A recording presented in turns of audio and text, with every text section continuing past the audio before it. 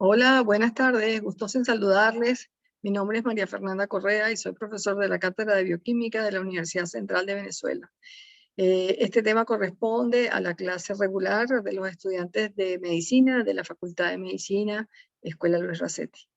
El tema que me toca impartir en esta oportunidad es el tema relacionado con genoma humano, regulación de la expresión genética y los métodos que se utilizan para estudiar genoma humano, variantes del genoma humano y todos los métodos que en este momento se utilizan en medicina para entender el genoma humano. La en la primera clase, que es esta que estamos comenzando, voy a explicarles sobre la estructura molecular de los genes y cromosomas. Vamos a hablar de la organización estructural de los cromosomas eucariotas, de la morfología y elementos funcionales de los cromosomas eucariotas, de las principales clases de ADN eucariota y su representación en el genoma. Vamos a hablar de genoma nuclear, cómo está empacado, ese material genético en el núcleo, hasta desde la hebra de DNA Watson-Crick hasta la fibra, hasta los cromosomas. Vamos a hablar de la participación de histonas y otras proteínas como involucradas en el empaquetamiento. Vamos a hablar de áreas especializadas, centrómeros y telómeros. Vamos a hablar de la estructura y la actividad de los cromosomas. Vamos a hablar de cómo los visualizamos como cromatina y heterocromatina, genoma mitocondrial y herencia materna. Vamos a hablar de cómo se estudian los cromosomas humanos. Vamos a hablar de las técnicas citogenéticas para determinar qué es un cariotipo normal humano y cómo se visualizan los cromosomas empaquetados, cómo se tiñen, cómo se analizan mediante un cariotipo. Vamos a definir locus genético y vamos a hablar de algunas de las bases de datos que están disponibles para donde están localizadas algunas de estas variantes cromosómicas o alteraciones cromosómicas, así como los locus en donde están cada uno de los genes que hasta ahora se han identificado. Esto que ven acá en esta figura en esta figura que está acá, es la representación esquemática de una célula eucariota que tiene núcleo. Y esto que tenemos acá es la microscopía electrónica de ese núcleo. Si se fijan, este núcleo no se ve parejo, no se ve una cosa uniforme. Esto que tenemos por acá, en ese núcleo está todo el DNA de la célula. En este núcleo hay 23 pares de cromosomas, más los cromosomas sexuales, dependiendo de quién haya sido esta célula, hombre o mujer. Este núcleo mide aproximadamente 5 micras. Y en esas 5 micras tiene que estar empaquetado de alguna manera, de manera ordenada, el material genético que mide más o menos 1.8 metros. Entonces, las células, para garantizarse su estabilidad, para garantizarse su progenia, para garantizar su funcionamiento, tienen que garantizar la estabilidad de ese material genético y lo logran, estabilidad y capacidad expresiva de ese material genético, y lo logran gracias a grados de empaquetamiento. Entonces, en este núcleo vemos la membrana nuclear, vemos unas áreas más densas y unas áreas menos densas, vemos un área especializada de ese núcleo, que es el nucleolo, en donde se expresan los genes que codifican para RNA ribosomal, por eso se tiñe. Y vemos unas áreas más oscuras, en donde está el material heterocromático y el material eucromático leyéndose. Solamente se visualizan cromosomas cuando una célula se divide. Cuando una célula duplica su material genético en la fase S y se divide, es que nosotros en la fase final de la división celular vemos la mitosis, mitosis final, empezamos a ver unas estructuras como las que conocemos de cromosomas. Si solamente los cromosomas serán visibles cuando las células se están dividiendo. Pero ¿cómo está empaquetado ese material genético? ¿Cómo está empaquetado ese material genético? Bueno, primero vamos a hablar, esto ya lo vieron ustedes con la profesora Deyanira, se los voy a repasar porque me interesa revisar un poquito el papel de estas proteínas que se llaman histonas en la conformación de la estructura del nucleosoma. El nucleosoma es esto que está aquí. Un nucleosoma está formado por 4 tipos de proteínas llamadas histonas, formando un octámero, es decir, ellas interactúan proteína, proteína, proteína, proteína, y a su vez interactúan y enrollan, el ADN se enrolla sobre esas estructuras por afinidad iónica, las proteínas de estas proteínas, la parte de las proteínas, por afinidad iónica y por un conjunto de otras proteínas que participan en el empaquetamiento, pero principalmente la interacción entre este material genético, que es más o menos unas 147 bases, más o menos, es debido a una interacción de naturaleza cargas positivas de las proteínas histonas que tienen alto contenido de aminoácidos básicos y el ADN que tiene la cadena nucleotídica. Miran hacia acá los grupos fosfodiéster y que tienen carga negativa. Esa esferita, eso que está aquí lo visualizamos en una microscopía electrónica como esta esferita. Y muchos de ellos están unidos porque el material genético es continuo. En un cromosoma tenemos una sola molécula de ADN que forma parte de un cromosoma. Y ese cromosoma lo vamos a tener empaquetado en el primer orden estructural como nucleosoma. Después existen otras proteínas llamadas histonas H1 que no forman parte del octámero, que van a participar en el patrón siguiente de plegamiento, garantizando que muchas de estos nucleosomas se unan formando unas estructuras un poco más complejas que son las fibras de 30 nanómetros que acaban de aparecer señaladas, que en la microscopía electrónica las vemos como esto que está acá. En el fondo es un collar enrollado sobre sí mismo. Importante esto que lo recuerden, esto ya lo vieron con la profesora de Yanira, pero el material genético, el DNA de doble cadena, de nuestro DNA, en nuestro genoma, está formado por DNA de doble cadena. Ese material genético está enrollado sobre las esferitas de nucleosoma que les acabo de mostrar. A su vez forma la fibra de 30 nanómetros. Esta a su vez se pliega sobre sí misma y forma la fibra de 300 nanómetros. Y así se va plegando la fibra de 600 nanómetros hasta que llegamos a un cromosoma en mitosis. ¿Okay? Pero me interesa que visualicen que efectivamente hay un conjunto de proteínas y a esas proteínas le han pintado en este dibujo y en el que sigue también como unos palitos, como unas elongaciones. Resulta que es que estas proteínas tienen una conformación tridimensional particular y parte de su estructura proteica es alfa hélice, pero ellos tienen unas porciones que no tienen plegamiento fijo, sino son cadenas polipeptídicas continuas. Y esos bracitos son modificados de manera muy importante. Hoy en día se sabe que ya esas proteínas no son solamente estructurales, sino son muy importantes en el grado de empaquetamiento del material genético. Entonces, y cómo ese material genético empaquetado se empaqueta y se desempaqueta para expresarse. Estas proteínas que ven acá están rodeadas y fíjense las H1 estabilizando el nucleosoma y posteriormente estabilizando la fibra de 30 nanómetros. Y lo muestro acá para que vean, que fíjense, aquí las histonas tienen estructura alfa hélice, pero tienen como unas colitas. Esas colitas van a sufrir muchas modificaciones posttraduccionales. Ya las veremos más adelante cuando hablemos de regulación de la expresión genética, pero me interesaba que fijaran que estructuralmente esas proteínas pueden ser modificadas y eso interfiere en su interacción con el ADN.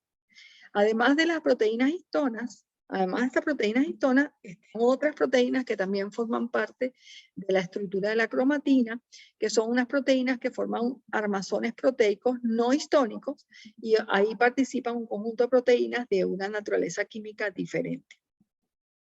Generalmente se forman, esas proteínas permiten el anclaje del ADN parcialmente ya plegado en bucles y donde están disponibles algunas secuencias nucleotídicas para ser transcritas. Entonces la cromatina está compuesta por DNA, por histonas, ¿verdad? Por proteínas no histonas y por RNA.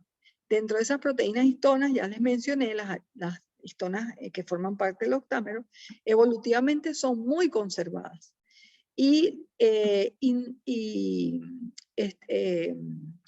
las interacciones DNA-histonas son similares entre las diferentes células eucariotas o los diferentes, entre las diferentes células eucariotas. Las proteínas no histonas, en cambio, están compuestas por aminoácidos básicos, ácidos y por una proporción elevada de prolinas, y algunas de esas proteínas se ha demostrado que no son tan conservadas como las histonas, sino que más bien varían de célula a célula y de origen según el estado de desarrollo. ¿Okay? Entonces, podemos visualizar a la cromatina, la podemos visualizar como un material eucromático o como un material heterocromático. El material eucromático es generalmente la cromatina extendida, abierta, el DNA que se está leyendo, que se está transcribiendo, que se está expresando, y la heterocromatina generalmente está condensada en fibras de 30 nanómetros o en fibras superiores, como las acabamos de ver. Generalmente no se expresa o no se expresa y está presente principalmente en estructuras como telómeros y centrómeros que ya vamos a ver y en secuencias de ADN únicas o simples. Lo sorprendente es que el 92% del material genético está en forma de eucromatina, se está transcribiendo. Eso que señalé de último, aquí que se ve más denso, es el nucleolo, un área especializada del núcleo, en donde de manera ordenada, en forma repetida, se transcriben los genes que codifican para RNA ribosomal. Están en tándem y en forma repetida. Y la actividad transcripcional representa como el 75%. La computadora es muy sensible, apenas la toco se mueven las cosas. Ok. Ahora fíjense, aquí este dibujito me encantó porque esto es un cromosoma, ¿verdad? Es un DNA continuo, ¿verdad?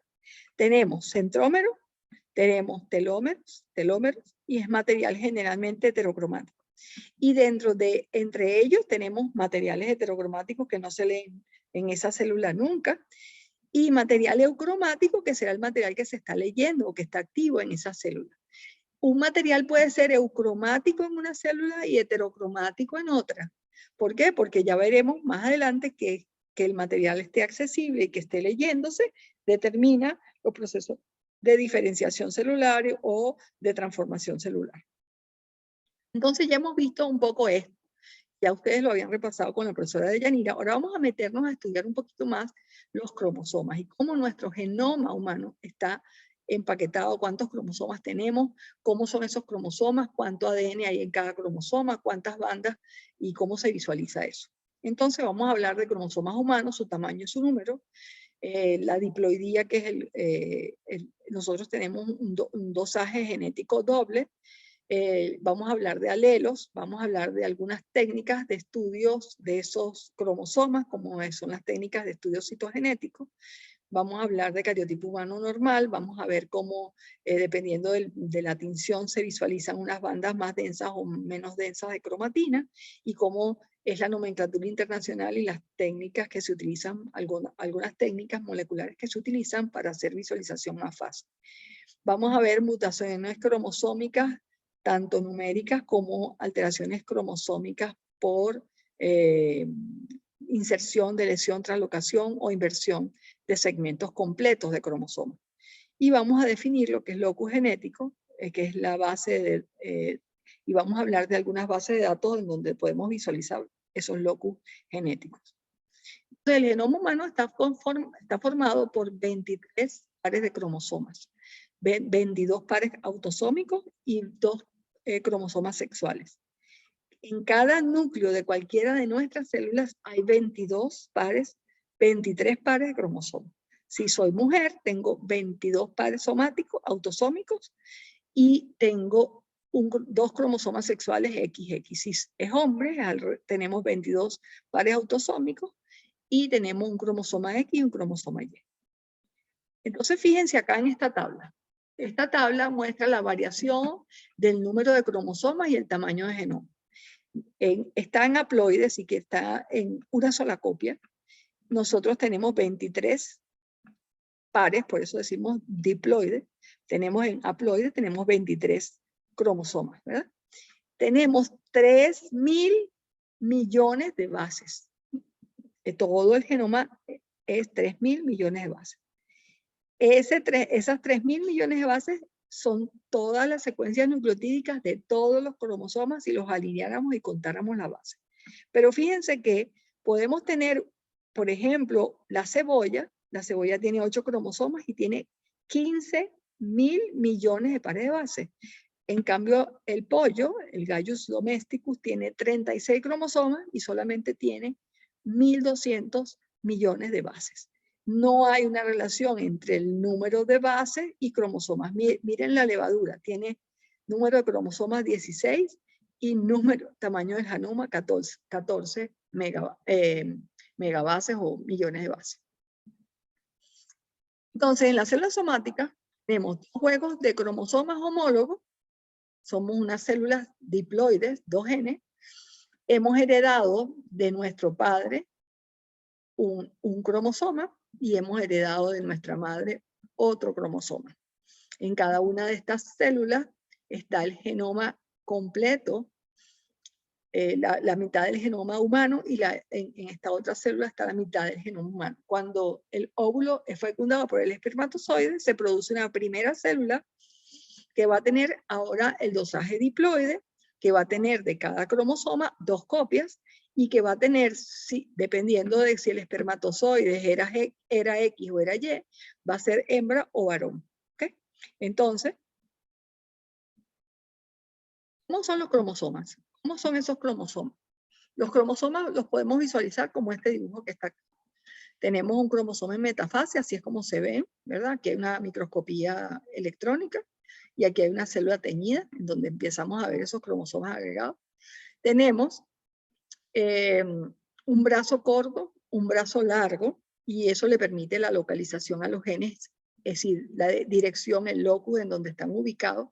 Pueden haber genes en el brazo Q del cromosoma 2 y pueden haber genes en el brazo P del cromosoma 2. Y así es como les ponemos determinamos su locus.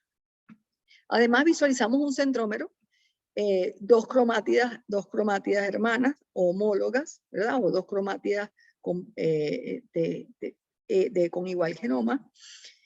Los extremos teloméricos, que ya veremos qué son, ¿ok? Así como se organiza el material genético en nosotros, tenemos esos cromosomas, ¿ok? ¿Qué es el centrómero? Que se los acabo de mencionar. El centrómero es una constricción o estrechamiento primario de los cromosomas y solo es visible cuando los cromosomas están en metafase. Allí es donde se unen las cromátidas homólogas o hermanas. Es el lugar de inserción de las fibras del uso mitótico o de los microtúbulos del uso para separar las dos cromátidas cuando ocurre la división celular. La localización del centrómero en cada cromosoma difiere. Entonces vamos a tener cromosomas que son metacéntricos, en donde el centrómero está en el medio, tanto el brazo Q como el brazo P son más o menos del mismo tamaño. Vamos a tener los cromosomas submetacéntricos que dividen al cromosoma de manera desigual, es decir, hay un brazo más largo que otro. Los que lo dividen aún más desigual, los acrocéntricos, entonces tenemos un brazo pequeñito y un brazo largo. Y los cromosomas telecéntricos, en donde casi que no vemos dos brazos, sino solamente vemos uno, porque casi que el centrómero está pegado al telómero. Aquí tienen un dibujito mucho más fácil para explicar eso. Metacéntrico, submetacéntrico, acrocéntrico o subtelocéntrico y telocéntrico. Son los telómeros. Pues los telómeros son unas estructuras de la cromatina especializadas. En cada cromosoma tenemos dos extremos teloméricos. Y esos extremos teloméricos tienen una secuencia repetida, ¿ok? Que generalmente no se duplica en el proceso de duplicación celular. A medida que vamos envejeciendo o las células van muriendo, van entrando en apoptosis, esos telómeros se van recortando. Los telómeros tienen mucho que ver con lo longevo que pudiera ser un tejido celular o una persona. Su función es controlar la duración de la vida de diferentes tipos de células. Generalmente los telómeros no se duplican y van disminuyendo, pero existe una enzima, una actividad de telomerasa que los elonga. Esa actividad está muy activa en las células embrionarias o en las células que aún no están maduras y se inactiva en la madurez de las células y se reactiva cuando esas células pueden ser, por ejemplo, tumorales. Entonces los telómeros no se replican durante la duplicación del ADN. Aquí tienen las secuencias repetidas en tándem, generalmente del telómero, y contienen una secuencia consenso de más o menos 11 bases nitrogenadas, repetidas, pares de bases nitrogenadas, que se repiten en el genoma. Esas están en copias, ¿no? Esos telómeros son elongados por unas enzimas que ya les dije, que se llaman telomerasas, que solamente se expresan en las células embrionarias o inmaduras, en las células germinales embrionarias, están reprimidas en las células maduras, y en las células diferenciadas los telómeros se acortan con cada división, es decir, cuando hay apoptosis. Protegen la replicación de los extremos de los cromosomas, esa es su función. En muchas células cancerosas se reactivan las telomerasas y entonces en este momento ya existen drogas antitumorales que son inhibidores de telomerasas. Ciencia que nos permite estudiar los cromosomas enteros y su número, su cantidad de material, si hay anomalías o no, es la citogenética. Las anomalías cromosómicas son frecuentes, es decir, puede haber de 1 en 150 a 1 a 1600, y les digo que esta incidencia es bien alta, es alta para otras patologías, tiene una anomalía cromosómica. El 50% de los abortos espontáneos en el primer trimestre del embarazo generalmente se obedecen a que ese bebé que se está desarrollando trae una anomalía cromosómica. Y aproximadamente el 2% de los embarazos de mujeres de más de 35 años puede ocurrir en 2% de esos embarazos de mujeres que se embarazan después de los 35 años pueden tener anomalías cromosómicas.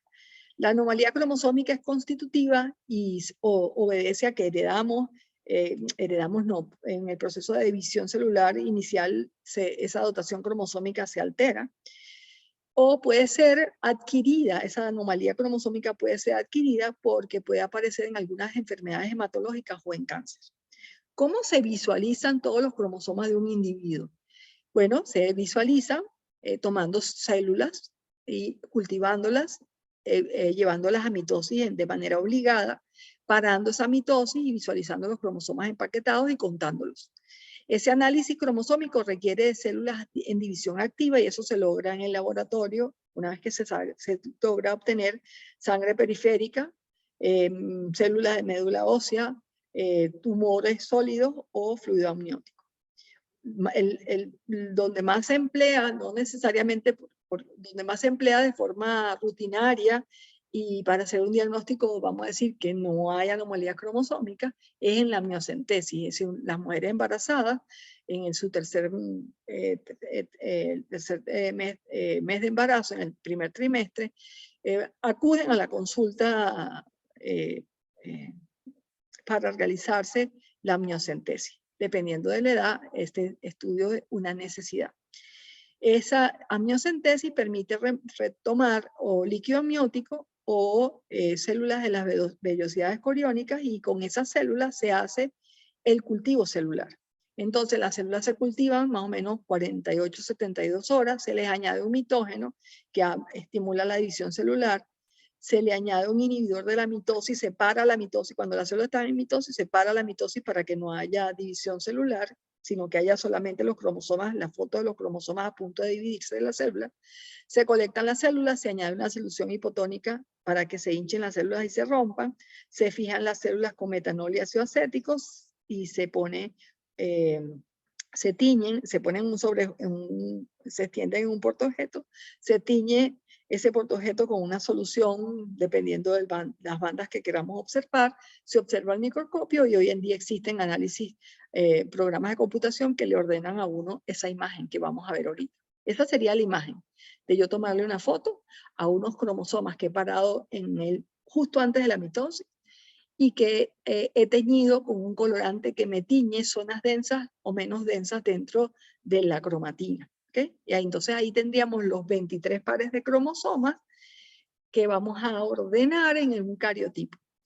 Los vamos a ordenar porque ellos se recortan se ordenan de mayor a menor, en un orden de mayor a menor, de acuerdo a una convención que se llama Convención de París, y del 1 al 22, de más grandes a más chiquitos. Y se van seleccionando, el software los selecciona, porque estas bandas son características del cromosoma 1, y el centrómero está en el centro, y así se van ordenando, ordenando, y se van poniendo en lo que llamamos un cariotipo, que a su vez, en este caso, nos dice que todos estos cromosomas están normales, no se les ve ninguna alteración, tienen los tamaños que son, las bandas que son, y tienen un cromosoma X y un cromosoma Y. Esto es un varón normal. El cariotipo o cariograma de una mujer normal sería este que está aquí, un ejemplo es este que está aquí, y tienen 2 cromosomas X y no hay cromosoma Y. ¿Okay? Serán, entonces en la nomenclatura serán un 46XX mujer para una mujer normal y un 46XY varón para un varón normal.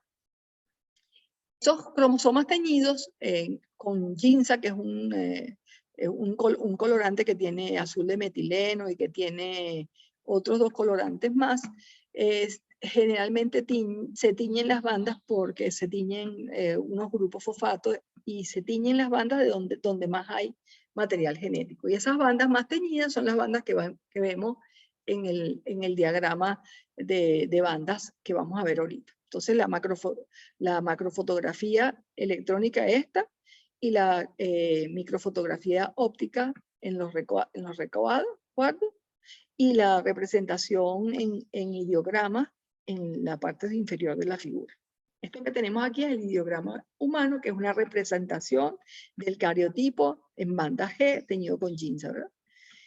Esta representación esquemática es un dibujo a escala que incluye las bandas, las interbandas y la localización de todos los cromosomas ordenados según la Convención de París. Esto sería el ideograma de un hombre normal. Entonces, existen diferentes grados de resolución. Yo puedo ampliar esa fotografía y puedo visualizar cosas mucho más precisas en bandas, subbandas y subbandas. Y entonces podemos precisar más detalles mucho más finos, pero siempre serán detalles que involucran muchísimas bases nitrogenadas. Observar un defecto requiere experiencia, pero siempre significarán muchísimas bases nitrogenadas. El defecto que veamos en un cromosoma es porque es un defecto de un montón de secuencias nucleotídicas. No es una mutación puntual, no es un cambio de bases nitrogenadas, es un montón de bases nitrogenadas alteradas. Entonces aquí tenemos resolución de 500 bases, resolución de 650 bandas, para que ustedes vean cómo se ven más detalles, más finos los detalles. Entonces este es el ideograma. Pero existen algunas herramientas de diagnóstico citomolecular o citogenética molecular que permiten la tinción de los cromosomas cada uno con un color fluorescente particular. Se hace una sonda de un color fluorescente contra el cromosoma 1, una sonda contra el cromosoma 4, y cada uno de ellos tiene un color particular. ¿Okay? Los cromosomas teñidos y visualizados con sondas fluorescentes por la técnica de Fish se utilizan mucho para hacer análisis de anomalías cromosómicas por hibridación in situ. Esto lo vamos a ver también más adelante. Pero fíjense cómo utilizando esa sonda se ve un núcleo, todos los cromosomas están regados en ese núcleo. Después, cuando uno los tiñe con los distintos colorantes y con los distintos fluorocromos, que son a su vez, están pegados a una sonda de DNA, es que podemos visualizar esos colores. Entonces, fíjense cómo se hace. El cromosoma se desnaturaliza, la sonda también, tenemos una sonda específica, una secuencia nucleotídica conocida que hibrida específicamente con una región del cromosoma, y esa sonda se marca con un fluorocromo de un determinado longitud de onda que florece a una determinada longitud de onda, y esto hibrida por complementariedad de base cuando desnaturalizamos el ADN. Entonces, al desnaturalizar el ADN en el cromosoma, desnaturalizar la sonda, por complementariedad de bases, esa sonda hibrida con la secuencia nucleotídica que reconoce el cromosoma y hace que el cromosoma se vea fluorescente. Se observa en un cariotipo. Observa el número de cromosomas, la longitud, la reacción, la relación de tamaño de las bandas, cuánto material heterocromático y eucromático hay, cuántas bandas o engrosamientos hay. Y se hace, en el caso de hacer sol con fluorescencia, se ven bandas de diferentes colores. ¿Qué alteraciones cromosómicas vemos? Muchísimas. Existe un catálogo para cada una de esas anomalías cromosómicas. Voy a mostrarles unos ejemplitos nada más. Numéricas o estructurales, por ejemplo, aneuploidía, trisómicos o monosómicos. Tiene un cromosoma de más, le falta un cromosoma. Generalmente los nulisómicos, que por ejemplo perdieron todo el cromosoma 2 o el cromosoma 4, generalmente son letales. A nivel estructural, vamos a ver inserciones, duplicaciones, se insertan pedazos de DNA, se duplica un pedazo del cromosoma, se elimina un pedazo del cromosoma, o se traslocan, o se invierten, o se producen inversiones del material genético de un cromosoma a otro. Todas estas alteraciones cromosómicas ocurren usualmente como errores de la división celular. En mitosis o en meiosis, o cuando el cromosoma se está duplicando. Estas alteraciones cromosómicas, por ejemplo, la trisomía del par 21, posiblemente la más conocida de todas, la que todo el mundo ha visto, conoce y sabe de alguien con síndrome de Down, es una trisomía del cromosoma 21. ¿Ven? Ahí está el cromosoma 21, 3 cromosomas en vez de 2. Y eso genera un patrón fenotípico característico de los pacientes con síndrome de Down. Esta gráfica que está acá es el número de pacientes con síndrome de Down, nacimiento con síndrome de Down versus la edad de la madre. Y fíjense cómo la gráfica se hace exponencial después de pasar los 35 años. El número de probabilidades de que ocurra es altísimo en madres que se embarazan a los 45, 50 años. Aquí tienen la monosomía del cromosoma X. Se llama 44 más X. No tiene 44XX, sino solamente tiene un X. ¿Okay? No sería 46 XX, debería ser lo normal. Este es 44 más X. Entonces tiene, porque sería 45 para decir que solamente tiene un X. Entonces esta paciente que se visualiza su figura acá, es un paciente con síndrome de Turner. Estos pacientes tienen esa característica genética y tienen algunas de estas expresiones fenotípicas, que algunas de ellas no son tan obvias al inicio en las primeras etapas de crecimiento. Se visualizan a veces cuando esta niña se va a desarrollar y su patrón de desarrollo no es normal, o mujeres, inclusive mujeres que no se embarazan.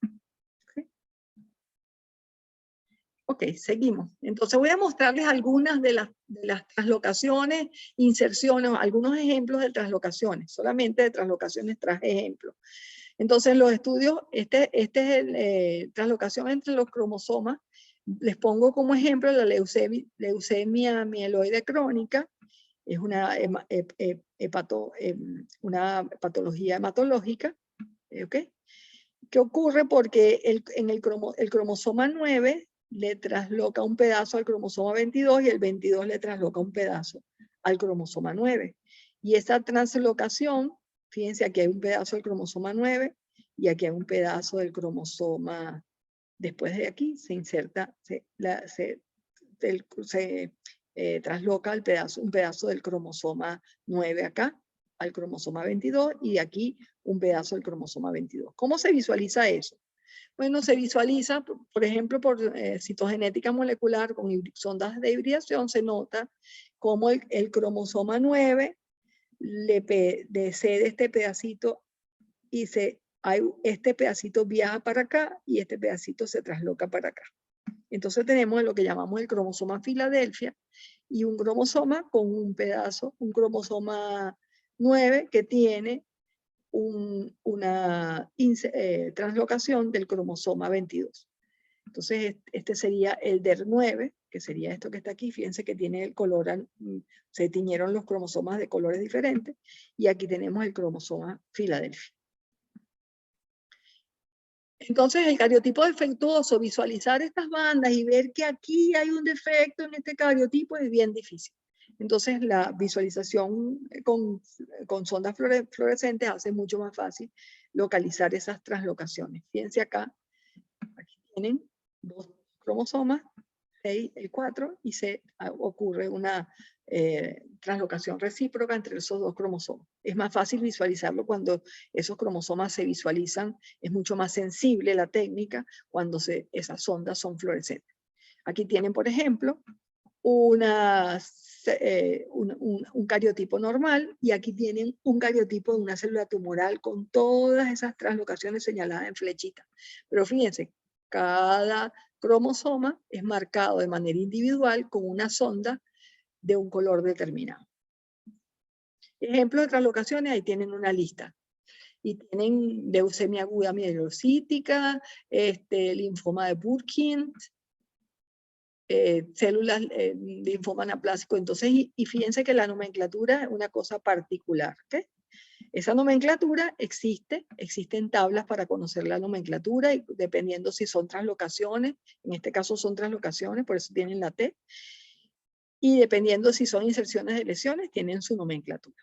Entonces, los cambios en el número de cromosomas o los cambios en la estructura de los cromosomas generalmente están asociados a expresiones fenotípicas obvias y visibles, porque son muchas bases nitrogenadas las que están involucradas en la patología. Entonces aquí tienen translocación, como les acabo de explicar, pero puede ser inserción, se mete un pedazo de un cromosoma en el otro, de lesión, se quita un pedazo de cromosoma, ¿ok? Y así tenemos siempre que entender que cuando veamos esto, es porque cada banda representa millones de pares de bases. Entonces, cumplimos con esta primera clase, en donde les he explicado un poco los cambios a nivel de los cromosomas. Muchos de los fenotipos son claramente visibles. Aquí les dejo para su curiosidad y para que indaguen un poco más algunas bases de datos donde está la nomenclatura de la nomenclatura internacional de citogenética humana, la clasificación de las enfermedades oncológicas de acuerdo a las translocaciones o alteraciones del cromosoma, el atlas de genética y citogenética, tienen allí algunos atlas y información técnica precisa. Hemos terminado con esta lámina, terminamos la clase número 1.